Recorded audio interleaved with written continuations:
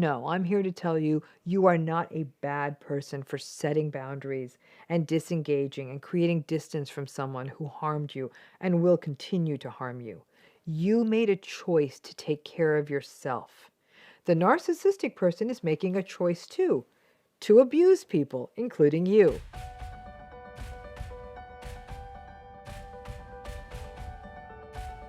So this is a Zen proverb. Like I said, I've been remiss on doing proverbs, right? So the way it goes is knowledge is learning something every day. Wisdom is letting go of something every day. Probably something I should listen to where my closets are concerned, but how is this relevant to narcissistic abuse? Because the only way people are going to heal or get past narcissistic abuse is by learning about it. It's amazing how much knowledge really pushes healing. Narcissism and narcissistic abuse are obviously not taught in school. In fact, we're kind of taught the contrary by families, teachers, religious communities, which is find a way to get along. Always forgive. If there's a problem, maybe it's your fault. We are definitely not taught about red flags and behaviors that are unacceptable. For many survivors or experiencers of narcissistic abuse, most will say, before this happened to me, I didn't know this was a thing. I thought a narcissistic person was a person who loves to look in the mirror all the time and brags a lot. I had no idea about the rest of this stuff. The manipulation, the gaslighting, the invalidation. If it happened to you as a child, you just think you had a terrible childhood. And it may even be normalized.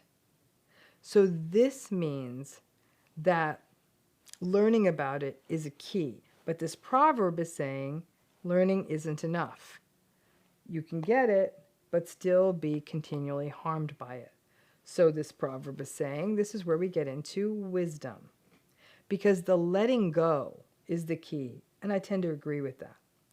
When you are trying to heal from narcissistic abuse, what are you trying to let go of? You're trying to let go of lots of stuff. You're trying to let go of internalized narratives about how you are not enough and your needs don't matter. You're trying to let go of the hope that the narcissistic relationship can change.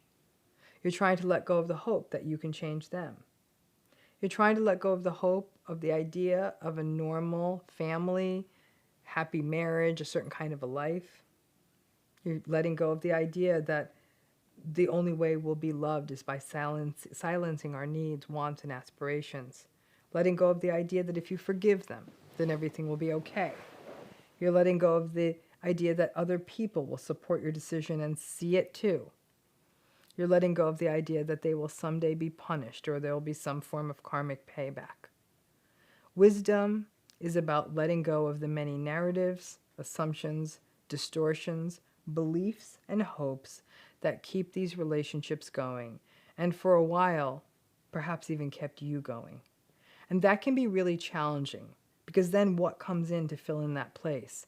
In theory, that's where the knowledge can step in, as well as ensuring that you wrote down what happened and allow yourself to remember what the relationship was really like. Not let the trauma-bonded justifications sugarcoat the whole experience and keep pulling you back in. Because ultimately, wisdom is about letting go of the relationship. Maybe not literally. Maybe it's not about you engaging. Maybe it's about lower contact. Maybe it is staying in, but staying in with radical acceptance. Maybe it is ending the relationship. It all depends on your situation. Wisdom isn't just about walking away.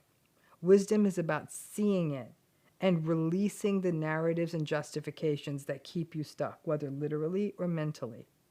Trauma bonding makes letting go difficult.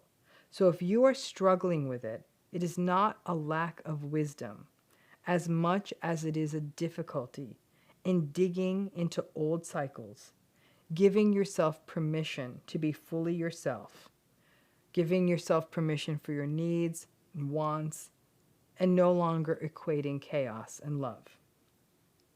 It's a lot easier to learn about something than it is to let something go.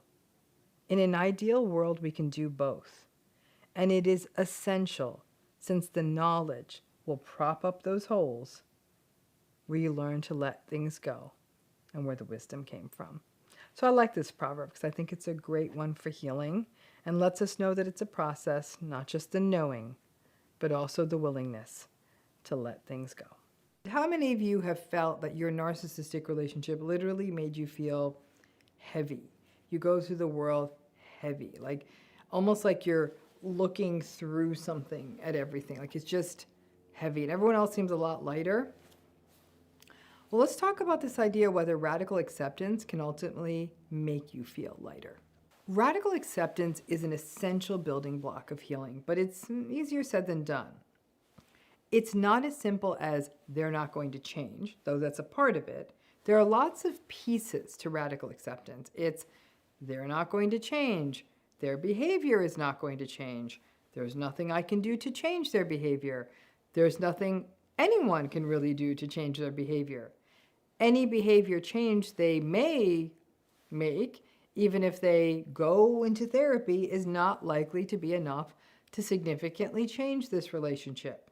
There is nothing else I could have done. I am not to blame for their behavior. There will always be some grief about this, right? So all these pieces, you're radically accepting all of that, right? That's a lot to take in. If it were just as simple as they're never going to change, that's actually strangely a little bit easier. It's still difficult to swallow that, but it's a little bit less complex. You would maybe accept that they're not going to change. Yeah, maybe you'd even assume like, okay, they're not going to change, so either I adjust to this or I get out. But the way that this relationship gets in and messes with your head and your soul and the sheer amount of injustice can mean that at best, radical acceptance feels like a booby prize, a weak-ass consolation prize. So for all of its importance in healing, it doesn't always feel like it will help. When the radical acceptance has to be about someone you care about or love or are supposed to love or have a history with, it's not easy to take that radically accepting view on someone, the idea of them never changing, of this circumstance never getting better. You're still hurt. And that is why part of radical acceptance is that you may not get so-called closure or justice.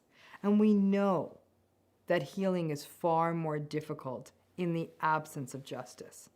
So when the narcissistic person waltzes off into the sunset with their new flavor du jour, and you're left holding the bag and the pieces and really feeling the depth of feeling, which they don't because they just don't feel deeply, you actually want to tell me to go F myself with all of this radical acceptance talk, and I get it.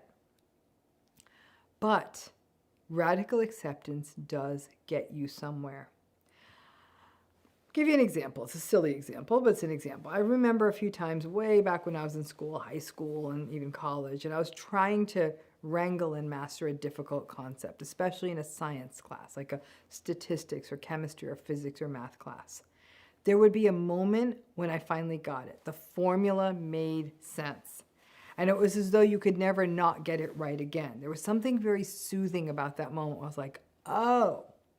And even though it was a hassle and a half to figure it out and learn it, and I was often pretty bored in those classes, once I got it, the anxiety lifted, and I even felt lighter. As I said, I didn't enjoy these classes, but I would get it, and then I'd get it, and I would go on, and I would do fine in the class, but I felt lighter. Because it was like, oh, got it.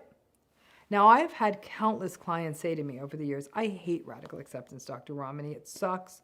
I sometimes even feel like a cynical, awful person because of it, as though I can't see the bright light in someone or their potential or their hope. But then there is that day, and it takes a minute, but it comes. And I have to say personally, from my chair as a therapist, it's a good day for them. Because the radical acceptance, in essence, has seeped into them. It's literally gotten into their DNA. And they will say, for example, it's really gross and creepy how quickly he got into a new relationship, But I now really do see that this new person is just going to have my experience and it'll end badly. And I'm actually to the point where I kind of honestly don't care. He's someone else's problem now. Some people will say, you know, when I finally got it, understood what this, radically accepted, the holiday season wasn't as bad. They're like, every single bad thing that happened every year prior during the holidays happened, but it was as though I was watching a movie I had watched before. Like on an airplane when you just sort of watch the movie again to pass the time. I kind of felt detached from it. Someone else had said to me, I really believed in this hospital I was working in. Like, it was a hospital as part of a university. I thought we were doing great work here in this community. But when I really saw the leadership team clearly, I really saw them, in particular 2 people. I was able to reflect on the good work I did in this place and know in my heart it could never be done the right way there again. And I just counted down the clock until I got my extended health care benefits and I found a new job. I think at one time I kept fighting and fighting in this job because I wanted them to do the right thing. But once I knew they never would, leaving was easier. For each of these people and their stories, it was absolute agony for them to get there. Sleepless nights, depression, anxiety, panic attacks, self-blame, self-doubt, self-disparagement, and of course, all of the BS that they had to endure in the narcissistic relationships. But all of them, and many more, have said, you know, once I hit radical acceptance, hard as it was, ultimately I felt lighter. And that despite the grief and the loss of the story and the life that they hoped for, they still felt lighter. So what's that about? Getting it, just understanding it deeply at the level of radical acceptance. It lifts something off of you. Radical acceptance, like all the way down, like I said, into your DNA, radical acceptance means you fully see it. And it's not what you wanted to see, but you see it and you get it. And then slowly some other things may lift a little bit too. The self-blame. You think to yourself, no, there was no other way I could have said it. No, there was nothing more I could have done. Some of the self-doubt may lift. You might think like, it may not be the right answer, but I feel more comfortable doing it this way. And while the rumination may not fully lift, your rumination might actually start circling back into more of a solution. It can be uncomfortable watching someone new, for example, in their life, get all of the new love bombing. You know what that was like. But then you can play the story out. You know where it goes. And the pang and the rumination may hit for a minute or even longer until you know that your ex-narcissist, who's with someone new, will ultimately also minimize and marginalize and mock or crumble once their lives aren't going exactly the way they want. It's how the story always goes. Thanksgiving will always be a disaster, and there was no perfect way to make it to please that narcissistic person. Once you radically accept, you will have more time, more mental space, and something lifts off of you, right? In its simple form, it's like me finally understanding how the math problem worked. I still didn't like the math class, but I was able to get through it with a lot less misery. I was lighter when I walked into the classroom. I was glad when it was done, but it was easier. The grief stays with you, folks. I wish I could say you radically accept and then you're light and breezy and it doesn't feel bad ever again. You will grieve not having the family you wanted, or the childhood you wanted, or the career you had hoped, or the friend ending up being a backstabbing weasel. That stuff sucks. And when it's more primal, like family, you do have that. But despite the weight of the grief, the lightness of not thinking you can do something about it, the not plotting out the chess moves to make the holiday season or the family vacation go more smoothly, or try to lose enough weight so he doesn't notice someone else, or do the job perfectly so you're promoted. There is a lightness to knowing you no longer have to try so hard. In fact, at best, you just need to figure out some of the fundamental workarounds for your narcissistic relationship. A little bit of yellow rocking, perhaps, or some disengaging, or finding your other people out in the world to share your good news with, or starting a side hustle that can turn into a full-time gig if you could make it work. You put your energy elsewhere. You stop trying to make the narcissistic relationship work. Being in a narcissistic relationship is a bit like living in a whodunit detective story. Because once you see it, yeah, the story becomes a lot less interesting, but it also lifts a lot of tension. And with that, a heaviness gets lifted. You do feel lighter once you radically accept. And while the grief and the ick are always there, somehow radically accepting can also foster self-compassion and even the possibility of integrating what has happened as part of a larger picture of meaning and purpose. It takes a minute. There is no fast track to this, but you will get there. And when you do, this lightness of radical acceptance will be sort of a weight loss like no other. Because when your soul feels lighter, everything fits. So many of you say, why can't they change? So let me ask you this.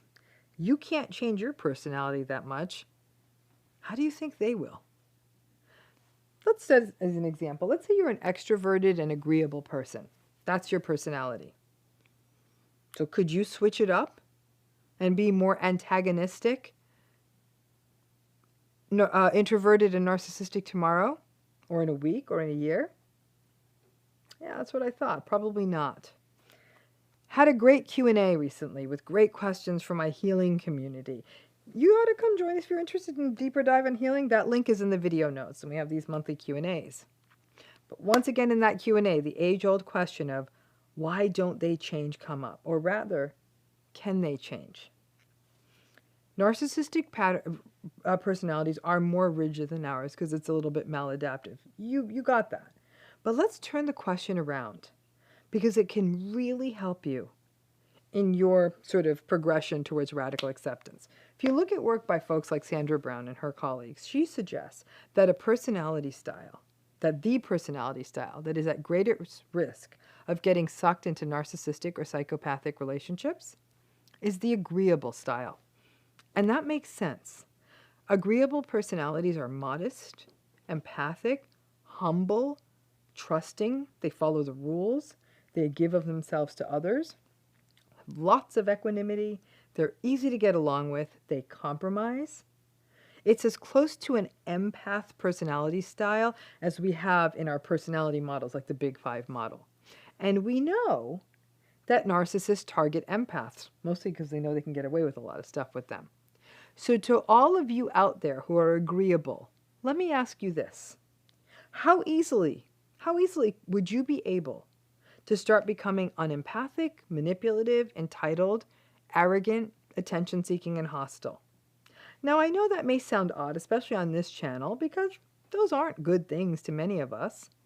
But we also know those qualities result in people being more likely to make more money or become leaders. Right? If you were to try to be that person, so let's say you tried to be that antagonistic person, roll into the grocery store tomorrow and start yelling at the clerk for not moving faster, or walk around and tell everyone how great you are, or monopolize conversations, or interrupt people, or put hostile comments on people's social media feeds, or take advantage of people, or only care about superficial qualities, or you gaslight your friends. How easy would that be for you to start doing that? How would it feel? Let me try it this way. Maybe all of you aren't watching this aren't agreeable. Maybe some of you are introverted. So let's try that. Introversion is a personality style. Can you change that? Some of you introverts out there are thinking, yeah, I could step out of my comfort zone, go to a few more parties or networking events, talk to a few more strangers. Yeah, I believe you. Yes, you could. And how would you feel afterwards? I'm guessing tired, depleted. Given a choice, would you become a social butterfly and go out 3 or 4 nights a week? Probably not, but you could probably rally from time to time. So, if you can't change your agreeable personality to an antagonistic or narcissistic one, If you can't change your introverted personality to an extroverted one, I really want you to stop and think about the reality or likelihood of the narcissistic person in your life making a change and becoming agreeable and empathic and self-reflective. I know, I can hear you all the way here. Some of you are thinking, well, Dr. Ramani, don't be like that. Being agreeable is good. It's healthy. So agreeable people shouldn't have to want to change. They wouldn't or shouldn't, right? Okay.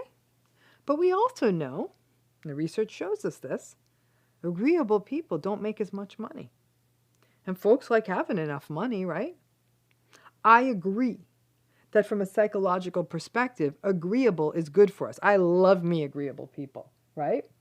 It is a pro-social trait. It is associated with greater relationship health. It is good for our mental health. It's good for our physical health. It means you cultivate more social support. But it also makes you a greater target for a narcissistic person.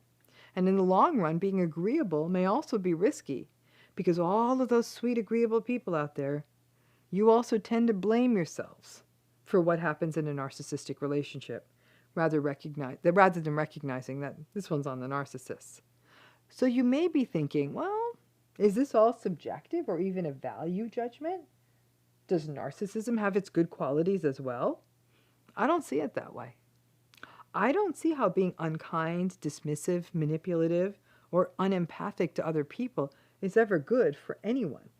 But given the incivility in the world today, I'm guessing that there's a lot of people out there who disagree with me.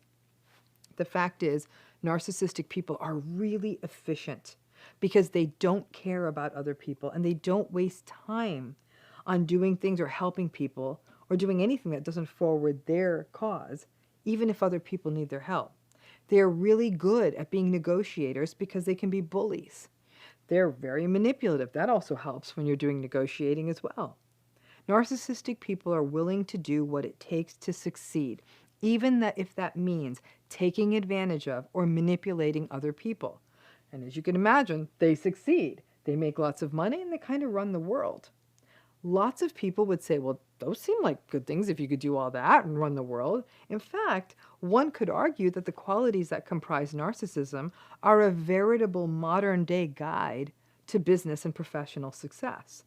So maybe narcissistic people have as little incentive to change as the agreeable people do. In fact, it is us unfortunate introverts who may be the most incentivized to change because kind of across the board in the research, extroverts fare better. But as a dyed-in-the-wool introvert here, I am good. Me, cat, TV, taken, I'm golden. And if I never again go to another party, I'm fine. It's just easier for me and less exhausting. But I know I can't get away with that in my life. But I also know once a month is about all the heavy social interaction I can handle. And maybe that's that. When you can't understand why, or wonder, why can't the narcissist change? Maybe the easiest way to understand that is to ask the same question of yourself. Can you change your personality or would you want to? Narcissistic personality is more rigid, so change is much harder. And it's hard enough for the rest of us. I put it this way because lots of people out there assume they can and will change. At least the introverts can show up to the party. You know why they often show up? Because they have empathy and they know it would matter to their friends. But the narcissistic people don't have the empathy as an incentive. The money and the success, though, may be an incentive again for them to not change. Thinking about it this way is a major driver to foster radical acceptance. If you can see it this way, it may be easier for you to radically accept, not from a place of sad resignation, oh, I guess they're not going to change, but, oh, I get it. I can't stop being agreeable. They can't stop being narcissistic. I hope you all get this. And to all of those agreeable introverts out there, I do love you. Do not change a thing. But really think on this, right? Our personalities, there'd be hard for us to change them too. The healthier the personality, the more movement there is for change, right? The healthier we are, we can say like, okay, I need to get out a little bit more. My friends want to see me. But that introvert will come home and say, Oh my, am I exhausted, right? They'll push themselves out of empathy, but that doesn't mean they're going to start going out multiple nights of the week.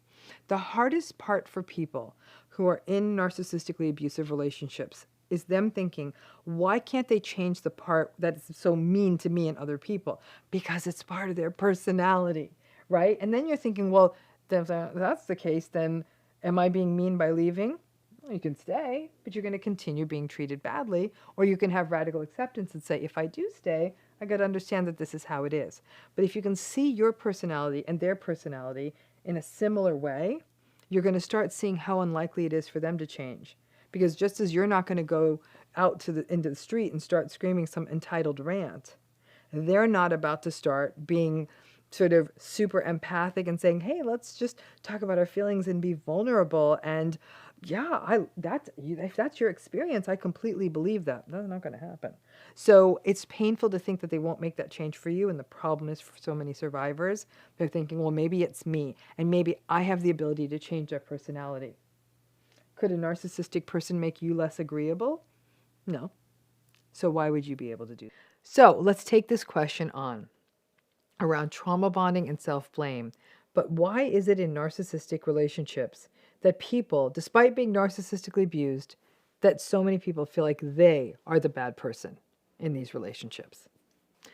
So at this point on this channel, on this YouTube channel, we have talked about trauma bonding ad nauseum, what it is, the different things that sort of describe trauma bonding, but mostly we talk about how trauma bonding keeps us stuck in these relationships or drawn to narcissistic relationships in the first place. What about after you decide to do something about your narcissistic relationship? Maybe you decide to end your relationship, or maybe you decide to go no contact with someone, or you massively gray rock or firewall, or not only disconnect from the narcissist, but all of the enablers. You do that, and then you look at the narcissistic person and they actually kind of seem sad to see you go, or they seem kind of lost without you, or they kind of slump about in a victimized way. Now, they may still also do and say manipulative, gaslighting, mean things when you're around them, but once you decide to do what you do, to step away maybe, you can see that they're impacted by it, even if they don't say it. And it's at that point when they're like, oh, this person's a little hurt. Nearly every survivor of narcissistic abuse I have ever talked to or worked with will say, ugh, I feel like I'm the bad person. I feel like I'm a bad person because I'm not talking to them anymore, or I'm not engaging, or I'm setting these boundaries with my parent or my ex or my adult child or my friend or my sibling. I feel like I'm mean. I feel like I've become so dark-hearted. And then it starts to slip pretty quickly from there, and people start thinking, maybe I'm a monster. Maybe I'm the narcissist. Pushing back on narcissistic abuse is no joke. It sounds so easy in words. Oh, don't defend, don't engage, don't explain, gray rock, don't respond, walk away. Intellectually, we can all acknowledge that those are all choices, and probably good ones in a narcissistic relationship. But when you make those choices, you feel sick. Many people literally report feeling sick to their stomachs, losing their appetite, getting headaches, just because they're setting consistent boundaries, or when they finally say enough is enough and don't engage. You know the dance. You all do. You know that if you stay in this relationship, nothing's ever going to change. And many people do stay just so they don't have to feel sick and don't have to feel like the bad person, to not have to feel like that mean person. Actually doing it, actually setting the boundary, actually not engaging, actually seeing that when you pull away, in more than a few cases, the narcissistic person may look lost or sad or pathetic.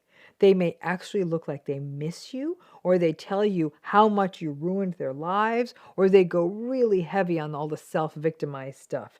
It's a terrible feeling. It's as though every trauma-bonded cell in your body orients toward not wanting to be the one that feels like the bad one, the mean one, the cold one. And you may even feel that perhaps this relationship is sort of your penance or your bad luck, and you stick it out so you don't have to feel like a bad person. If you really want to hear a sick twist on this one, I was raised in a very traditional Hindu South Asian family where I have had contact with many, many people who are in terrible marriages or terrible family situations say, I am being punished from my behavior in a past life. I must owe this person, and they're talking about the abuser, something. So I'm telling you now, I know about some deep trauma bonded cultural religious stuff that can twist a person's mind. So many survivors of narcissistic abuse are at risk for feeling that it's easier to take the role of enduring the narcissist's BS and maltreatment than it is to walk away and manage not only the discomfort of feeling like the cruel one, but also manage all the criticisms you'll get from people outside of you, outside of the relationship. Now, there's no easy answer here. It's a process. You do have to pay attention to how you feel.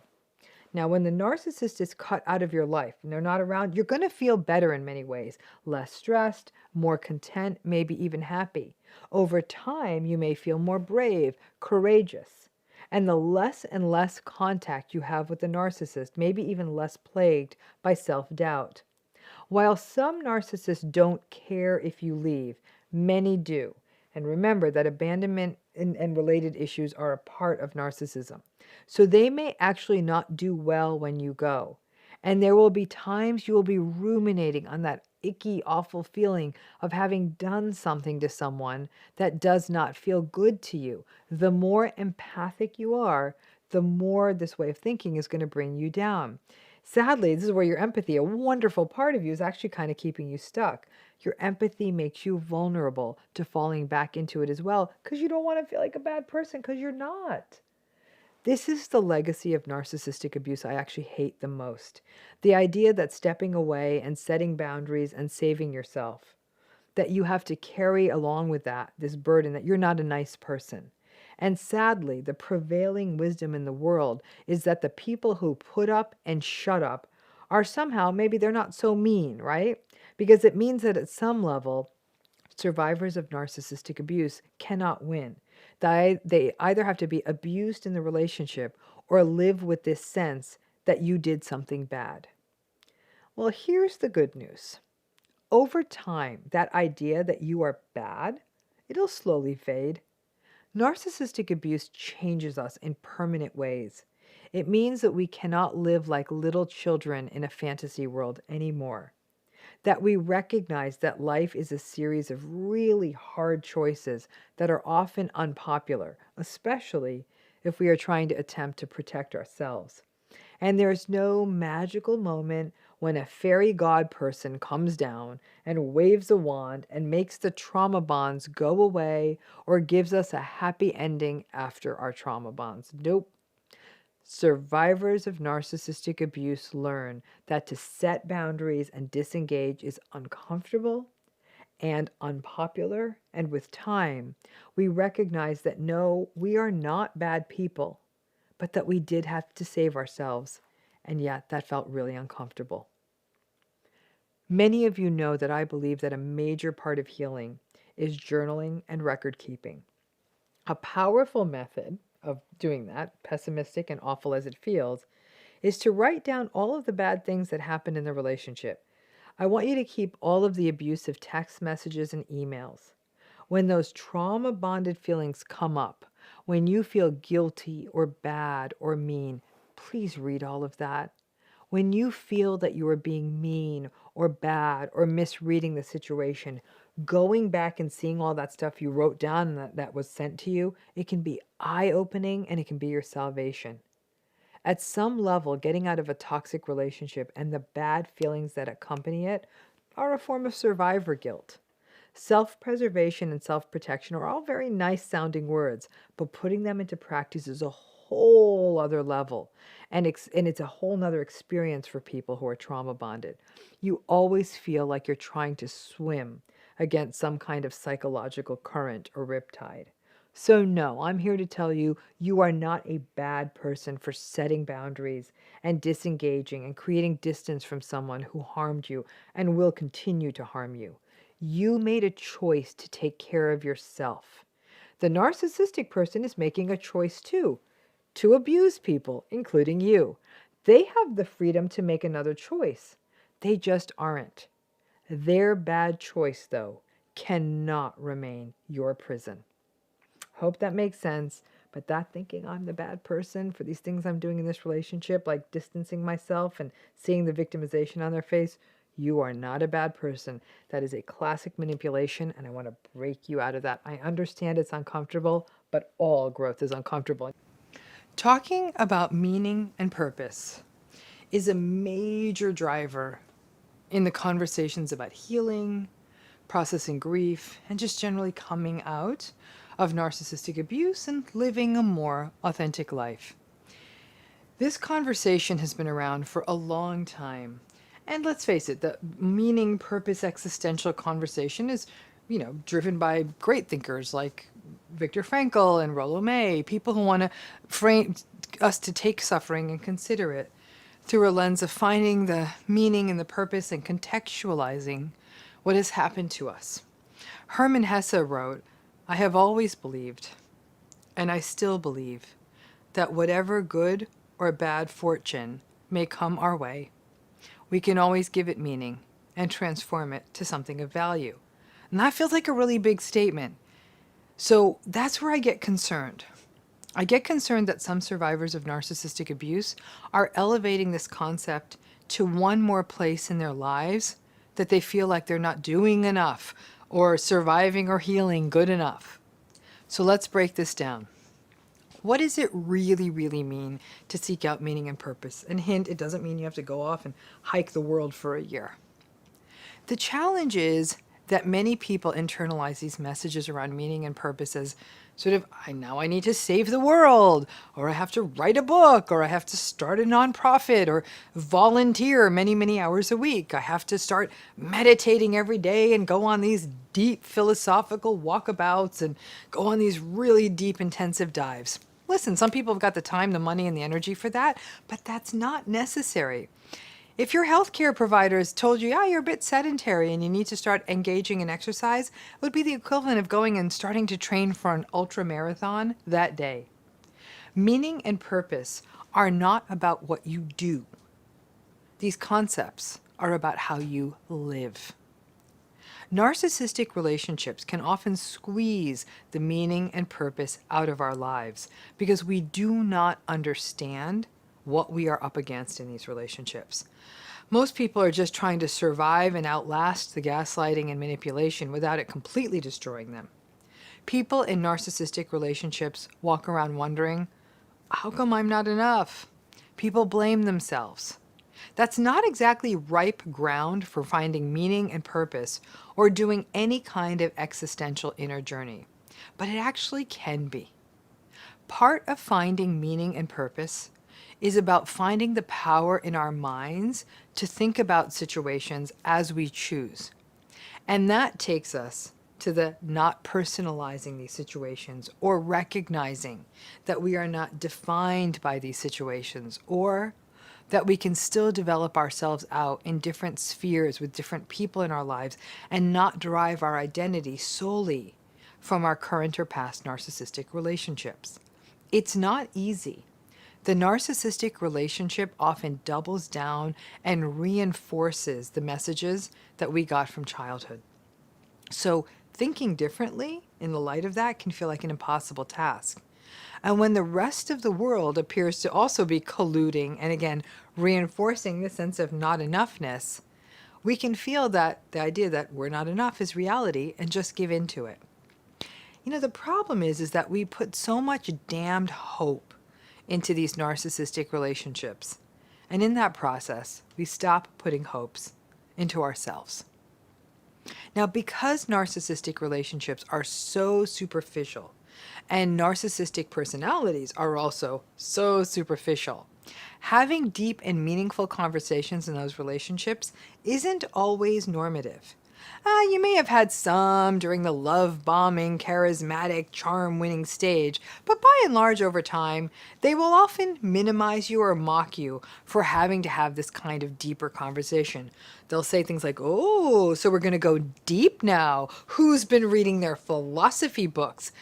That kind of dismissive contempt can cheapen any attempts you make to infuse your life with meaning and purpose while you are still in the narcissistic relationship. And you may keep hearing this kind of censoring, mocking voice in your head, even after you are out of the relationship, or at least when you are mentally done with it. But let's talk about this idea that perhaps now you are getting out of your narcissistic relationships, or setting boundaries, or gray rocking, or just simply seeing the relationship clearly. Now you feel like, yeah, everyone is telling me I'm healing, I'm a survivor, I need to go out there and do this whole meaning and purpose thing. But then you're thinking, damn, I'm tired. I need a minute, but I don't want to fail at this whole healing thing. There is no failing at healing. And in terms of the next steps, don't get lost in the feeling. Please don't get lost in it that you have to be good enough at healing or do some big, massive world transformational thing. Meaning and purpose simply mean that you are creating time and space in your life to allow your authentic self out and to shine through, to be present with your own life, to reflect on what you have learned from these difficult relationships in your life, and consider how you might pay that forward in a million simple ways. Maybe just by being kind to a coffee shop clerk, or smiling at people, or actually not censoring yourself when you think about something you want to do, like maybe you want to paint your kitchen wall green or plant some tomatoes this year. It's to do the things that were often minimized or trivialized in your narcissistic relationship, and now to do these things you weren't allowed to do with a new appreciation. So many times narcissistic people will just crap all over the simple pleasures in your life. Going to a little local event, or a funny Zoom set up by a friend, or watching a lowbrow reality show, or eating a childhood treat. Little things. And because of the narcissistic person's self-righteousness and their relative incapacity for joy, they will shame those things, and you will often stop doing them. I have watched people in narcissistic relationships give up hobbies and special recipes and listening to certain kinds of music, a million things, because they were so shamed. Meaning and purpose involves reintroducing yourself back to your life and letting yourself be present with those simple joys, laughing too loud, just being silly, but above all, being present in your own life. When we emerge from narcissistic relationships, we need a minute, or a month, or a year, or maybe even many years to introduce ourselves to ourselves again, to not be vigilant and on edge and waiting for the criticisms, or even to care about the damn criticisms. And when people think meaning and purpose means that you have to do something big and grandiose, maybe that's the voice that's stuck in your head, an extension of that dialogue from the narcissistic relationship, that in order for anything you do to matter, then it has to be public and profitable, or it doesn't matter. You can let that voice go. You being you connecting back to your life without self-criticism, you being friends with people who uplift you, you not letting toxic people into your life, you honoring your rhythms and having appreciation for that, that is meaning and purpose. People living in connection with themselves are living meaningful lives. People recognizing that their life experiences shaped them but don't define them are living meaningful lives. People reflecting on what they've learned are living meaningful lives. Narcissistic relationships are prisons. Simply feeling the sun on your skin in a new way, once you set boundaries or get out, that's meaning. Healing is about self-compassion, self-forgiveness, and ending the cycles of self-blame. No, you don't have to write a blog or volunteer with survivors or write a book or start a podcast or go back to school. You don't need to do those things. Just be. Be present, be aware, be alive, be kind to yourself. You have spent enough of your life believing that your self-worth came from what you do for other people.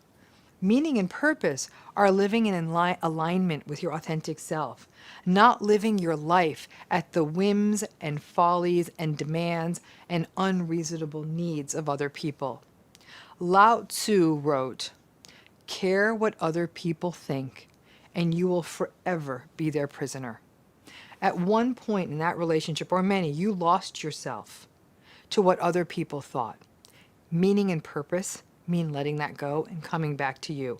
And let me tell you this, if you can do that, you are an existential rock star, and just by living that way, you have written the book on meaning and purpose.